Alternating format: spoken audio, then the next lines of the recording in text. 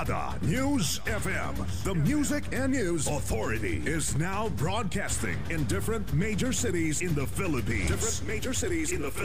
Brigada News FM National 93.1. Brigada News FM Cebu City 89.5. Brigada News FM General Santos City 93.1. Brigada News FM Zamboanga City 88.3. Brigada News FM Cotabato City 89.3. Brigada News FM Toledo City 103.1. Brigada News FM Puerto Princesa Palawan 88.5. Brigada News FM San Carlos City Negros Occidental 95.7. Brigada News FM Coronadal City 99.3. Brigada News FM Calibo Aklan 102.9. Brigada News FM Daet Camarines Norte 102.5. Brigada News FM Cagayan de Oro 97.5.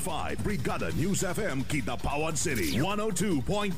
Brigada News FM Tacloban City. Soon to air. Brigada News FM radio stations that will embrace and hit the airwaves in other cities in the country. 93.5. Brigada News FM Olongapo City 107.3. Brigada News FM Rojas City Capiz 95.1. Brigada News FM Iligan City 92.9. Brigada News FM Kawayan City Isabela 92.5. Brigada News FM Tuguegarao City 90.9. Brigada News FM Bogo City. Brigada News FM Davao City. Brigada News FM Butuan City. Brigada News FM Surigao City. Brigada News FM Valencia City Bukidnon. Brigada News FM Dumaguete City. Brigada News FM Bacolod City. Brigada News FM Iloilo City. Brigada News FM Baguio City. Brigada News FM, the Music and News Authority. Brigada Mass Media Corporation, now invading the nationwide broadcasting scene.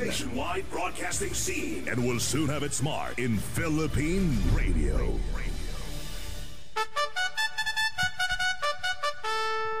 One time, the new Filipino time, alas 4:01 ng hapon.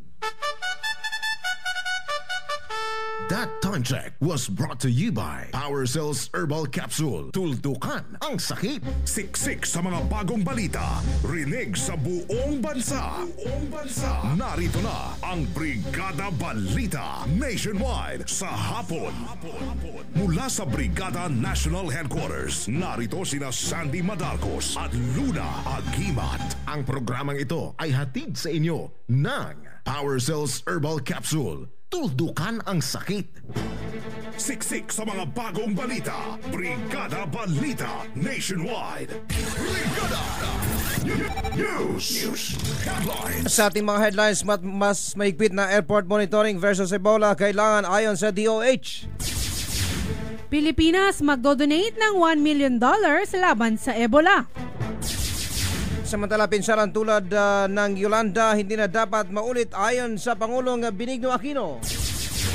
DSWD dumipensa sa mabagal na pagpapatayo ng bahay sa Yolanda affected areas. Debate versus Vice President Binay at Senator Trillanes tatagal lamang ng halos 2 oras ayon sa KBP. Magandang hapon mga kabrigada, hatid ang Brigada News FM Philippines, ang Brigada Balita Nationwide.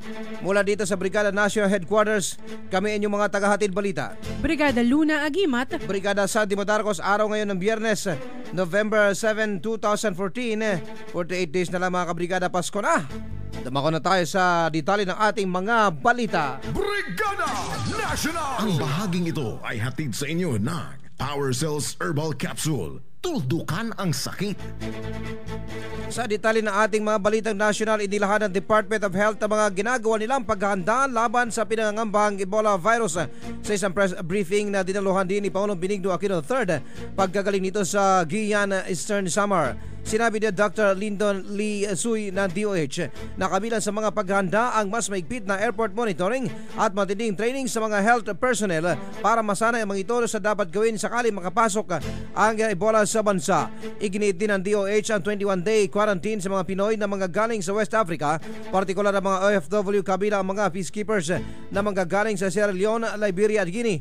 Tinukoy din ni Lee Su Yang Executive Order o ni Lee Su ang O tinukoy din ni Lee Soy ang Executive Order number 168 series of 2014 na nag-aatas ng pagbuo ng Emerging Infectious Disease Task Force. Samantala, ipinaliwanag ni Pangulo Aquino na nagpasya ang gobyerno na ilipat sa Caballo Island ang quarantine sa mga parating na peacekeepers dahil sa pagtutol ng mga residente sa Capas, Tarlac. Review them, walk them through kung paano i-handle ang posibleng kaso. Kasama po sa ating mga tinrain, which was this week naman po, ang mga selected private hospitals na natutuwa po kami dahil nung una akala namin ayaw nila mag-admit ng kaso ng Ebola. Ngayon po handa po silang mag-admit ng posibleng kaso ng Ebola. At next week naman mga LGU identified facilities. Pagsusot po ng mga tamang protective gear na gagamitin po ng mga ating health workers.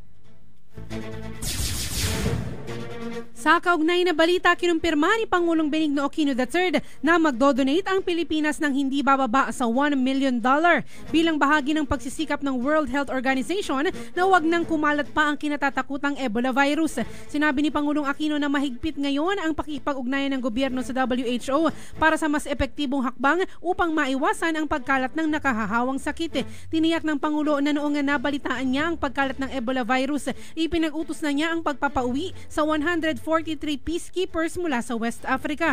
Hindi anya niya maaatim na isugal ang kaligtasan ng mga peacekeepers at iba pang mga OFW sa mga bansang mayroong Ebola virus. Kaugnay nito, humingi ng pangunawa si Pangulong Aquino sa mga peacekeepers at sa kanilang mga pamilya dahil hindi muna sila maaaring magkita at sa halip ay isa sa ilalim sa 21-day quarantine upang matiyak ang kanilang kaligtasan. Samantala, tiniyak ni Pangulong Benigno Aquino III na sapat na ang 26 billion pesos na budget na inilaan para sa paghanda ng bansa laban sa Ebola virus. Sa press briefing na isinagawa sa Villamor Air Base sa Pasay City, sinabi ni Pangulong Aquino na hindi na kailangan ng dagdag na fundings mula sa Kongreso.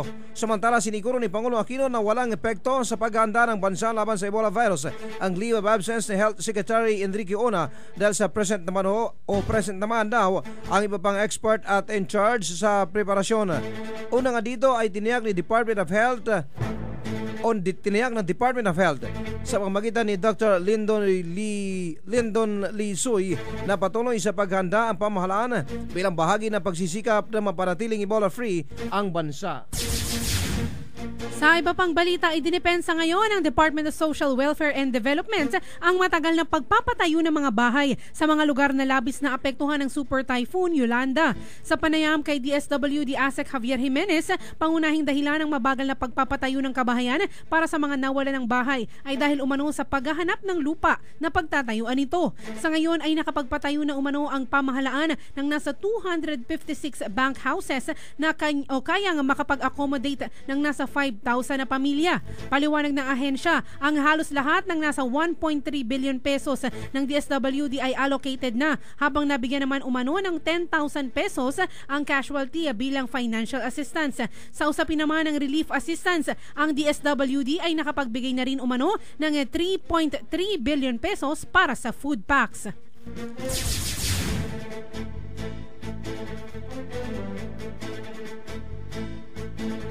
Samantala, issue sa pangalawang Pangulo. Update. Posibleng halos 2 oras lamang umano ang itatagal ng nakatagdang debate ni na Vice President Gigi Marbinay at Senator Antonio Trillanes IV sa darating na Nobyembre 27 taong kasalukuyan kaugnay sa ibinibintang na issue laban sa pangalawang Pangulo. Sa panayam kay KBP Chairman Roberto Nigdao Jr., sinabi nito na halos all set na rin ang lahat ng kanilang paghahanda habang isinasapin na lamang ang iba pa mga dapat na gawin.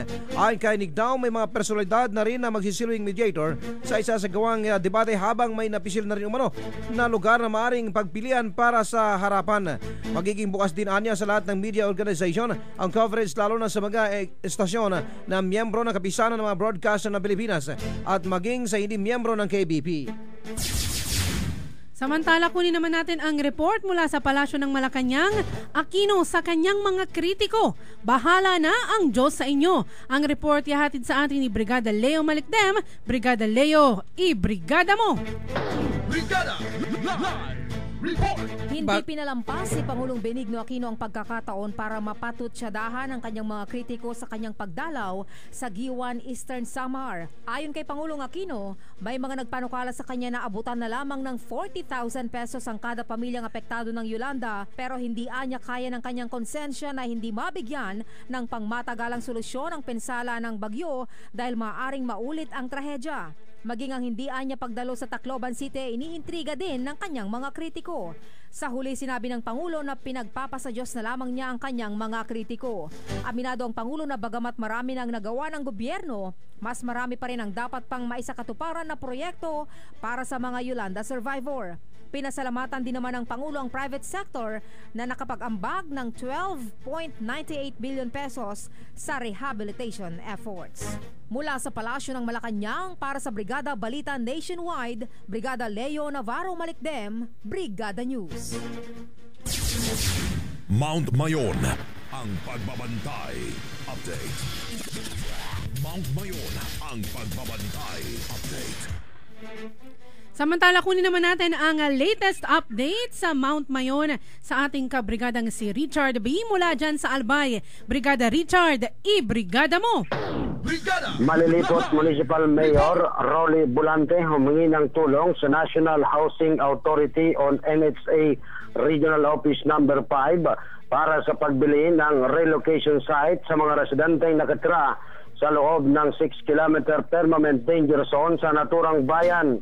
Ayon kay Bulante, mayroon na silang nakitang lugar para sa relocation site. Ito ay ang barangay sa San Isidro, Iraya at San Jose ng naturang bayan. Kulang lang umano ang pondo ng pamahalang lokal para sa pambili nito. Kaugnay nito, sinabi ni Ms. Teodora Bando, NHC 5, kailangan isumiti ng LGU ang Xerox copy ng titulo ng lupa para mabalidate ng PBOX at Mines Geoscience Bureau para masigurong ligtas sa anumang kalamidad at agarang mahanapan ng pondo. Sa ngayon, tanging ang bayan ng Malilipot ang walang existing relocation site. Samantala, dalawang rockfall, dalawang volcanic earthquakes ang naitala ng PBOX at patuloy ang mahinang paggalaw ng magma sa loob ng bulkan. Nananatili pa rin nasa alert level 3 ang naturang Mayon. Mula rito sa lalawigan ng Albay, Richard Baba, Brigada News. Brigada Balita Nationwide sa hapon. Samantala, balik tayo sa Yolanda update. Hindi na dapat maulit ang pinsala at pagdurusa na tulad ng mga iniwan ng Super Typhoon Yolanda sa 177 na bayan sa ilang rehiyon sa Visayas. Ito ang hamon ni Pangulong Benigno Aquino sa kanyang talumpati bago ang pag-turnover ng mga temporary shelters sa Barangay Kugon, Giyan, Eastern Samar. Ayon sa Pangulo, dapat gamitin ang lahat ng mga leksyon na iniwan ng Yolanda para hindi na maulit ang kaparehong trahedya. Aminado ang Pangulo na malaking hamon ang hinaharap ng pamahalaan kaugnay sa rebuilding efforts sa Yolanda hit areas. Kaugnay nito, inatasan ng Pangulo ang DPWH at iba pang ahensyang sangkot sa rehabilitation effort na gawin ng tama para hindi na maulit ang rehabilitation. Ipinag-utos din ng Pangulo sa DPWH na gawing 4 meters above sea level ang Tacloban-Palo-Tanawan Road Dike Project. Sa iba pang balita, nangako ang Departamento ng Philippine National Police na susunod sila at magko-comply sa kahilingan ni Senator Grace Poe na magbigay ng detalye ng kasalukuyang mga alegasyon na ipinupukol sa PNP kaugnay sa maanumalyang pagbili ng mga patrol jeeps na nagkakahalaga ng 918 million pesos. Ayon sa sulat ni Poe na ipinadala kay PNP Director General Alan Purisima noong November 4. Ang kanyang kahilingan ay parte ng investigasyon ng Senado. Mariin namang itinanggi ni Police Chief Superintendent Wilben Mayor na nagkaroon ng anomalya, partikular sa mga suppliers ng mga patrol jeeps. Sa ngayon, anya, ang Directorate for Logistics ay kasalukuyan ng naghahanda ng mga kaukulang dokumento na magpapatunay na walang pandaraya sa pag-purchase ng mga patrol jeeps. Isusumiti anya nila ito sa susunod na linggo sa oras na mapirmahan na ni Purisima. Siksik sa mga bagong balita. Brigada Balita Nationwide. Samantala, mga kabrigada, napag-alaman sa isang pag-aaral ng Rutgers University sa New Jersey Jersey na kasabihang happy wife, happy life ay totoo. Yun, no? Napatunayan kasi ng pag-aaral na ang mister ay nagiging mas masaya kapag masaya ang misis.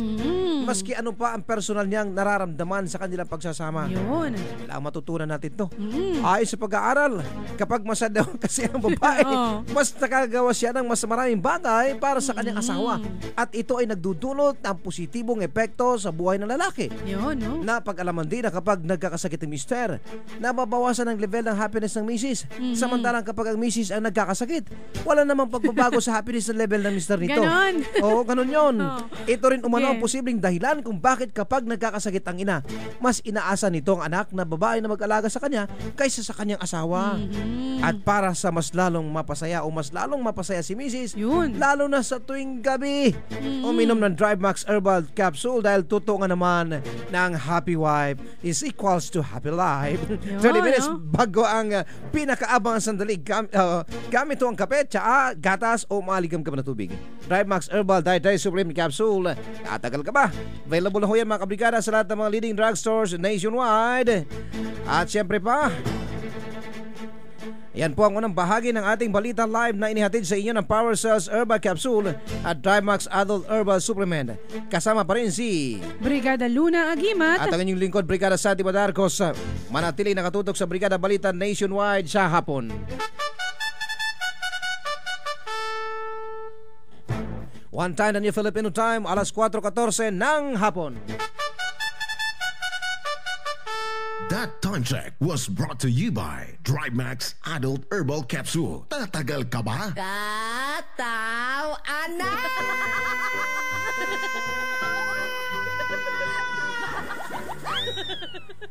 Hoy, Doc! Bakit late ka na naman sa klase ko, ha? Nawalan kasi ng 500 yung kasabayan ko na lalaki kanina, ma'am. At tinulungan mo siya maghanap? Hindi, ma'am. Tinakpan ko po yung 500 hanggang tuluyan na siyang nakaalis. Ay! Okay kayo! Kailangan mong kumayod ng kumayod ng kumayod. Kaya naman, palagi kang pagod. Pagod. Pagod. Kaya, para sa katawang malusog, Power Cells Herbal Capsule. Power Cells Herbal Capsule. Taglay ang mga sangkap na purong herbal tulad ng garlic, cayenne pepper, mustard seed, at cinnamon bark. Kaya kampante ka sa bawat inumo ng Power Cells. Dapat malusog ang bawat pamilya. Mag-Power Cells na. Power Cells. Mabibili sa mga butika. No approved therapeutic claims. First year anniversary. Darling, nagustuhan mo ba ang dinner natin sa labas? Ika-5 anniversary. Flowers and chocolates for you, darling. Ika-15 anniversary. Biscuit, darling. Gusto mo? Ika-25 anniversary. Ibalik muli ang labing-labing ninyo ni Darling sa tulong ng Tongkat Ali, Ginseng at Ginkgo biloba na nasa Drive Max Herbal Dietary Supplement Capsule. Kasabay ng tamang pagkain at ehersisyo, parang bagong kasal ulit kayo ni Darling. Drive Max Herbal Dietary Supplement Capsule. Available in all leading drugstores. No approved therapeutic claims. Mag-text o tumawag sa 0932-282-8805 para sa karagdagang impormasyon. Ang Power Cells Herbal Capsule at DryMax Dietary Supplement Capsule ay mabibili na sa South Star Drug nationwide, RBV Pharmacy, Palanas, Lemery, Batangas, Veslino Hidalgo Pharmacy, Poblacion, San Antonio, Quezon, City Drug, Blue Boss, Makati City, at AMYRC Drug and General Merchandise sa Public Market, Santa Cruz, Laguna. The time has come to crown the next environmental queen. Carousel Productions and Crimsilk proudly welcome the delegates of Miss Earth 2014. The most relevant beauty pageant in the world kicks off for another year of caring for Mother Earth. Join the crusade to save the planet. Watch out for the Grand Coronation Night on November 29, Saturday, 7 p.m. at the UP Theater in Quezon City. Telecast on Star World. Also broadcast on November 30, Sunday, 10 a.m. on ABS-CBN. The Miss Earth 2014 delegates will be billeted at Green Sun, the official home, and in partnership with Brigada News FM National, the Music and News Authority.